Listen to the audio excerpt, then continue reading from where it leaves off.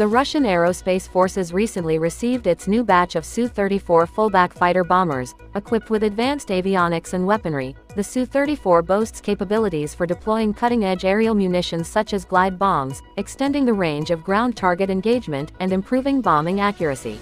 Hezbollah, the Iranian-backed militant group, claimed responsibility for shooting down 2 Israeli spy drones flying over Lebanese airspace. The downing of the advanced Hermes 900 and Hermes 450 unmanned aerial vehicles was captured in footage released by Hezbollah, by using Iranian-made 358 loitering surface-to-air missile.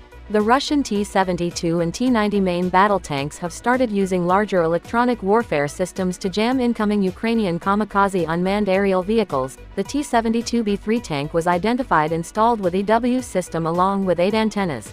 The French Navy's second Suffren-Class nuclear-powered attack submarine entered active duty. The French Navy's new class of submarines is able to strike deep behind enemy line while remaining stealthy using torpedo tube-launched naval cruise missile.